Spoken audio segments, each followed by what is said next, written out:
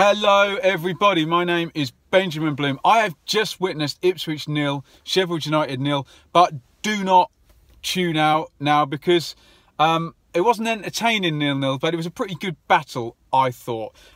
So 2 times 3-5-2, Mick's obviously been doing that since the Norwich game. Chris Wilder's been doing that ever since I've known about him as a manager. So it was Bart in goal, 3 centre-backs as normal, Chambers, Carter-Vickers, Webster. Iorfa comes in at right back for Spence.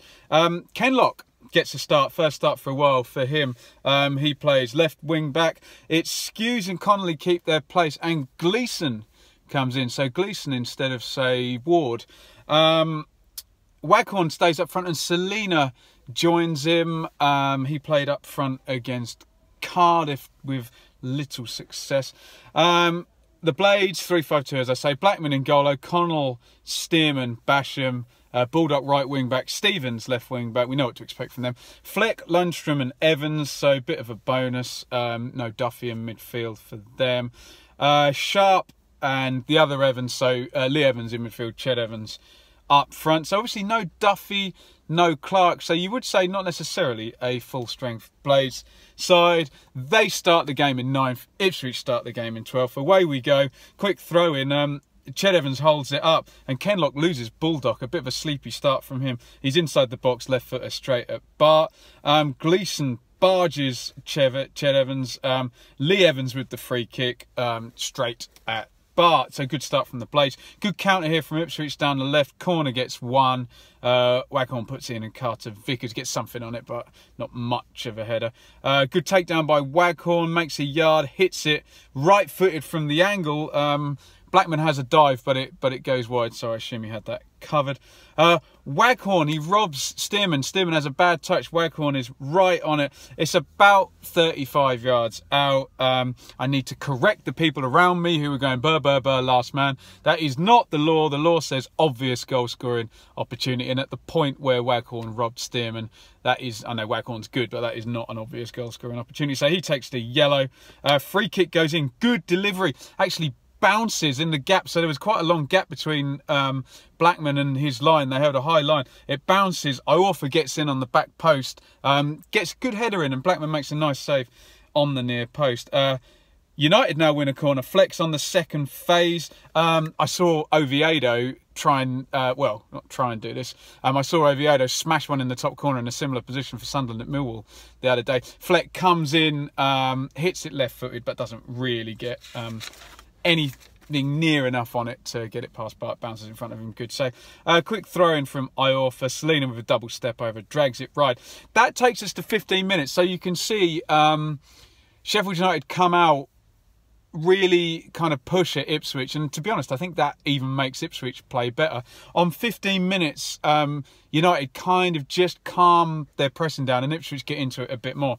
And I have to say the next 17 minutes was rubbish. It was crap. It's very attritional. Ipswich didn't take any risks in possession. The ball in the back three often goes to Webster because he's the best passer. His choice was never a short ball to Kenlock on his left or Skews, Gleeson, Connolly in midfield. It was always a diagonal to Iorfa. So this was obviously the tactic without Garner up front. If you still want to play direct, it has to be whoever's in the right back role. Spence did a good job at this on midweek. It was Tuesday, wasn't it? At Sheffield Wednesday. Iorfa less so today. I think Stevens played him well. Linesman was getting a bit of stick on the far side, but I think in terms of that battle, Stevens was coming out on top there. Great ball down the middle on 32. We get some action. Sharp is in behind Bart really quickly out from his goal line. Sharp lifts it up in the air. He can't get it over and into the goal, so he just lifts it up and over. But it comes back down and Sharp goes down really easily. There's minimal contact from Chambers, so a bit disappointing from him. I think he realised it was running away from him and the best he could get was a penalty there. Straight up the other end, nice steal from Skews. Gleeson blasts it high and wide. Skews misreads a clearance here, and very strangely for him, he dives in and takes a yellow card. Bad call from him. Waghorn, brilliant curling corner here. Blackman is sprawling. It's going to go in the corner, actually, and he tips it over. The second corner gets back to Selina. He tries to cut from left to right, as we know he's good at, but it's a bit crowded. I think actually Webster was in his way more than any Sheffield United player there, and he puts it weakly wide. Half time, you can see the first 15 minutes Sheffield United started well. In terms of chances on goal, I guess reasonably even. One for Waghorn. Sharp did get in behind that time. Baldock in the first minute, better chance than you think. Ipswich didn't pass the ball well. They missed midfield completely. It was going direct.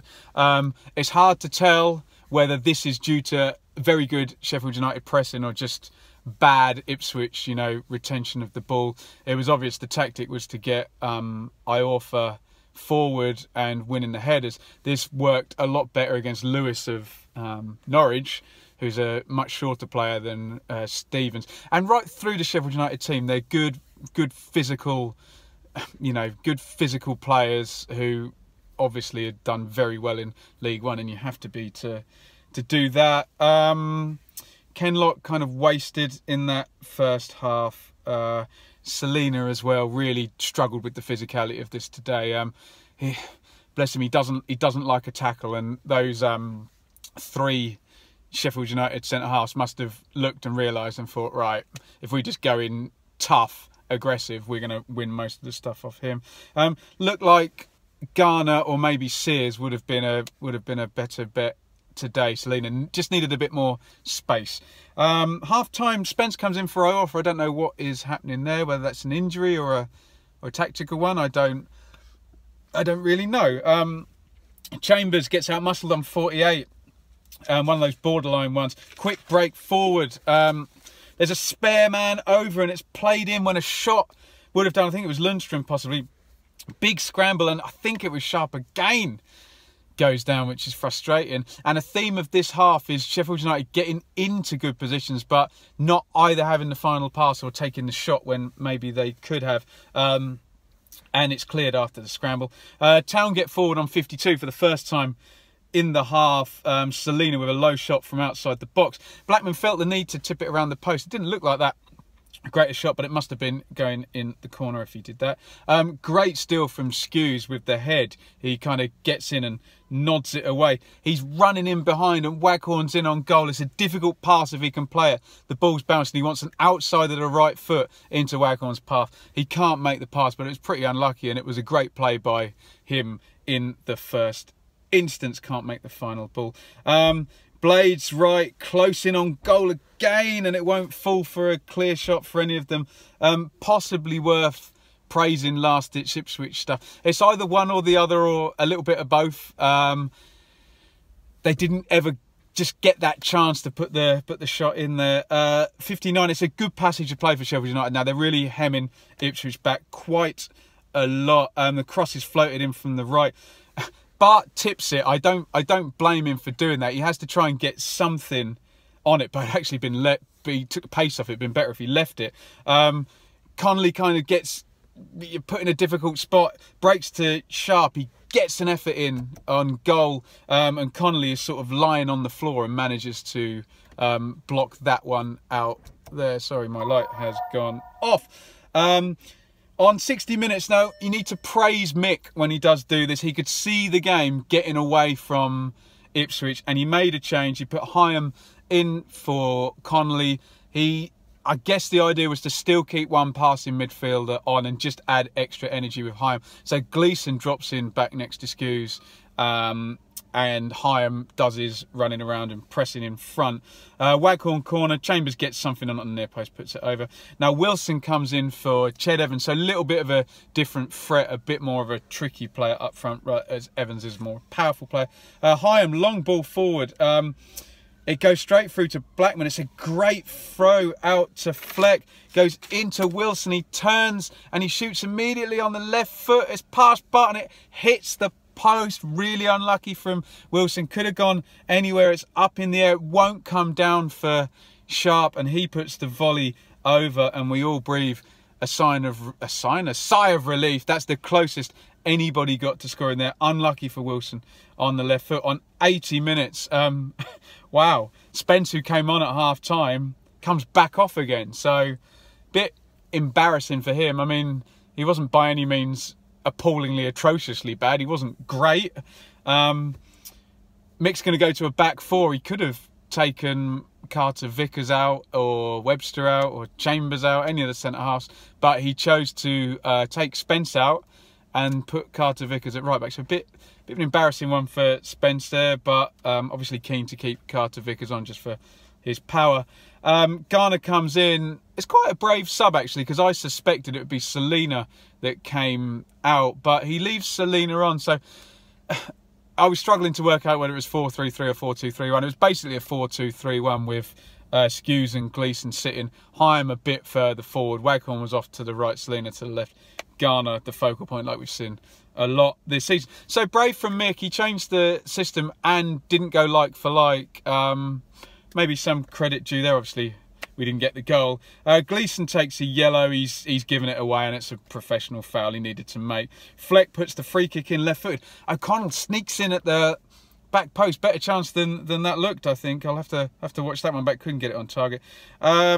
Again, praise for these two managers. Donaldson comes in for Lundstrom, so you know, they're really pushing with the substitutions.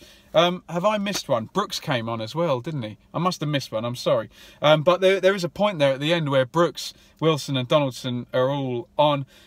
United, again, kind of in, but Ipswich have got bodies back and they're making the last-ditch tackle. And you can see as the final pass went across there, the Blades fans sounding a bit frustrated. I guess from their point of view, they're thinking, come on, why can't we get a shot off here? Why can't someone just go for goal? 3 minutes stoppage time, nothing doing. Neither side get the win. Although, I'll give some credit there. Sheffield United did have 9 forward in one attack in stoppage time, so they did go for it as we were promised. 0-0 at the end. Game started well, especially for Sheffield United, hemming Ipswich in. It got a bit dirgy and crappy for 15 minutes in the second half. In the middle of the first half, sorry. Second half starts and Sheffield United are pulling away up to 60 minutes. And Mick's substitution for Hyam, I know I'm sometimes a bit down on Hyam, actually did make a difference. That did freshen it up. And whilst the game was getting away from Ipswich, that kind of brought it back in. Both sides would have been happy to defend their clean sheet for, say, the last 20 minutes or so. And that's how it played out. On the balance of the whole game, I think I'd say Sheffield United were the better side. No real glaring chances. There's no point, I've said in the report, oh, what a miss, or he should have scored. So I think they were the better side in terms of physicality, passing and attacking intent. But obviously, it's a competition. You've got to score and you've got to take the chances. And I think Ipswich needs some credit for, you know, there were hairy, tense moments in there and they always got a foot in, they always got a tackle in.